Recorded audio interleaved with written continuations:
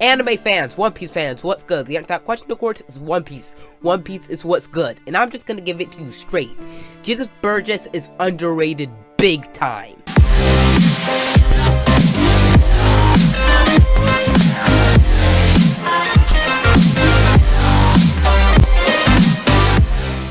That's right, you heard me, Burgess is not trash, and I think the community hates on him way too much.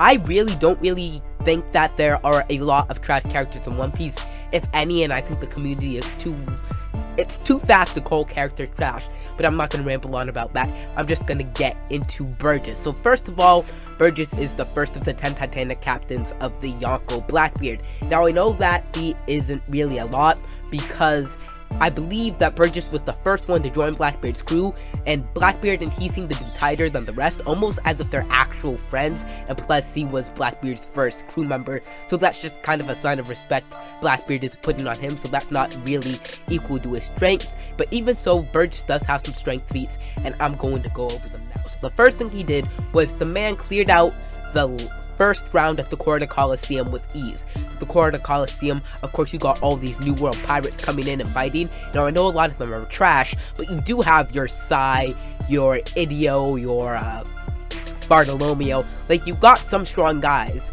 and Burgess just completely annihilated all of them with ease. Now that's not the biggest feat, because Sanji could do that, probably Frankie could do that, but even so, that's still a strength feat. I'm kind of ramping up my strength feats as I go along. The next thing he did was he jumped from one level of the Royal Palace to the next, which is a super long fall, and remember, he's just normal. He's a normal human, or not normal, but he's not like Luffy who ate the Gomu Gomu no Mi. Now, Koala from the Revolutionary Army was actually shocked at him making that jump, and was shocked that he wasn't even hurt in the slightest. He didn't even shrug it off. There was nothing for him to shrug off. He felt absolutely nothing, it seems. So Koala was impressed with that, and if Koala gets impressed, that's not the most impressive thing, but it's not non-impressive, because she talks to Monkey D. Dragon on a daily basis, so we can assume she's seen some crazy stuff, and if that shocks her a little bit, you know it's a fairly legit thing. Another thing Burgess did was pre-time skip, before he got stronger and was, over the time skip, he tanked blast from the Guruguru no Mi by Whitebeard, just like the rest of the crew, with ease. Like, the Guruguru no Mi blasted them all. He got up, like, they were all a little bit worse for the wear, but most of them were fine, and Burgess was one of the ones that were fine, because they were all fine. So if you can tank a Guruguru no Mi blast, I guess, like an enraged Guruguru no Mi blast, you've got to respect that. Now, let's get on to the more, another feat he did before I get onto his attacks, actually, is the one where Sabo used his Kaien Hayu, I think it was. I can't remember the name of the attack. I think it started as Kaien, but Sabo did a flame attack, something that people hate on Burgess for. I'll get into that in a minute. Slammed him with a bunch of fire. Burgess went crashing into a wall. He got up, he was fine, and kept continuing the fight, and he tanked that, so that is something to respect him for as well. Now, on the subject of Sabo, and let's just throw Luffy in the mix, people hate on Burgess for losing to Sabo and Luffy, but I just always find that stupid, because Luffy, at the time, was strong as Doflamingo, actually stronger than Doflamingo by a little bit, and Sabo is at least first-hand level, if not possibly Admiral level. So if you're fighting two types of guys like that, you can't expect Burgess to win and not get wrecked, even if he's like stronger than Oven or Daifuku. Like, Oven or Daifuku would get wrecked by something like that, so you can't hate on Burgess for that. Now here's the main point: his attacks. People underrate how strong Burgess is. So of course he can use Haki. That's pretty standard, that's not a huge deal.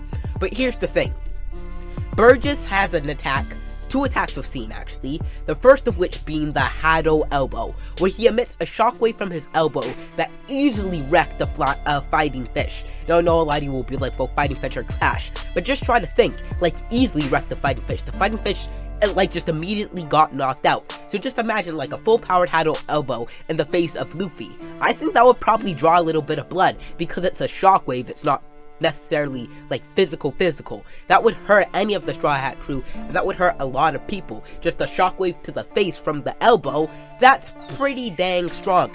And now, the other attack was Galleon Lariat. and Galleon Lariat is where he does a sweep of his arm and releases a horizontal shockwave that easily sliced multiple houses in half and busted the parts it sliced. So it was almost like a hockey blast, actually. Come to think of it, it was almost like a hockey blast that Sentomaru was doing at Sabaudi Archipelago, except it was coming from the device on his arm, not necessarily his hockey, as far as we know, but even so, it was easily slicing houses in half.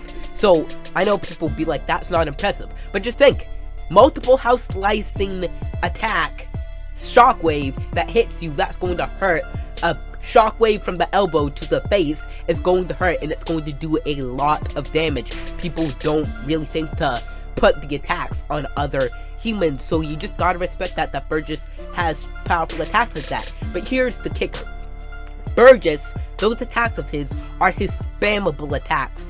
Like, when Burgess was fighting Luffy and Sabo, he didn't even have time to ramp all the way up. They kind of just wrecked him, because of course, like, Doflamingo level and upwards of that, so you don't really expect them not to wreck him. He hadn't even ramped all the way up when he got wrecked, so you do have to respect that he has other powerful attacks, because the way he was treating Hado Elbow and Galleon Lariat is like how Luffy treats Gomu Gomu no Jet Pistol, Gomu Gomu no Hawk Stamp, Gatling. Like, those are Luffy's spammable attacks. They're powerful, but they're spammable. Like, he can do those all day. And Galleon Lariats and Hado Elbow seem to be those types of attacks. They're powerful attacks that he can spam. Those are his spammable attacks. They're not his ultimate attacks. So if Burgess can just spam things like elbow shockwave and house slicing shockwaves, multiple house slicing shockwaves, that is a powerful ability that deserves respect. So Burgess is not trash. He's underrated. He is actually a strong character. I would actually say he probably has a 500 million or 400 million belly bounty because he's a commander Blackbeard ship. And then I actually think he's a little bit stronger than Oven on the subject of how strong he is.